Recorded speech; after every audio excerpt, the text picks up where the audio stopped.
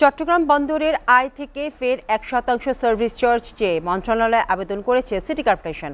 সম্প্রতি এই সংক্রান্ত একটি লিখিত চিঠি মন্ত্রণালয়ে পাঠিয়েছে প্রতিষ্ঠানটি। মেয়রের দাবি, আয়ের ভাগ নয়, সেবার বিনিময়ে যুক্তিসঙ্গত সার্ভিস চার্জ পেতে চায় তারা। আর বন্দর কর্তৃপক্ষ বলছে, আইন সংশোধন না করলে তাদের পক্ষে টাকা পরিশোধ করা কঠিন।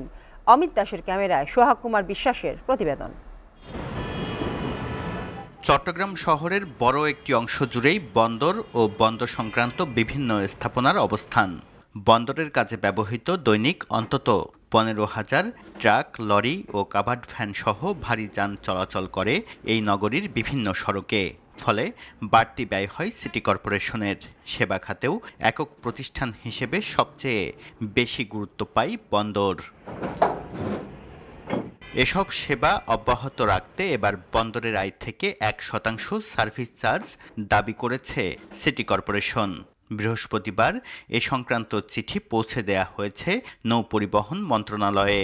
বন্দরের উচিত তাদের এই টাকাটা দিয়ে দেওয়া, কারণ বন্দর তো সব জায়গায় টাকা দিচ্ছে, কাজে আমার পাওনা কেন দিবে না?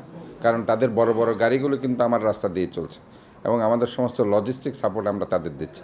কাজে আমরা আশা করি এই ব্যাপারে বন্দর চেয়ারম্যান ইতিমধ্যে আমার সাথে দেখা করেছেন এখানে, উনি এই ব্যাপারে আমাদেরকে সার্বিক সহযোগিতা দিবেন বলেছেন। এর আগে বন্দর চেয়ারম্যানকে মৌখিকভাবে জানানো হয়েছে বিষয়টি।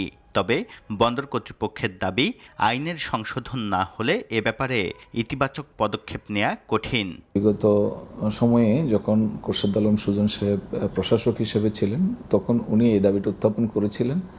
কিন্তু আমাদের বিদ্যমান আইন, চট্টগ্রাম বন্দর কর্তৃপক্ষ আইন 2022, যেটার প্রেক্ষিতে আমরা চট্টগ্রাম বন্দর পরিচালনা করি, তো সেই আইনে এটার প্রভিশন না থাকার কারণে আমরা সিটি কর্পোরেশনকে সেই টাকা দেওয়ার কোনো সুযোগ নাই।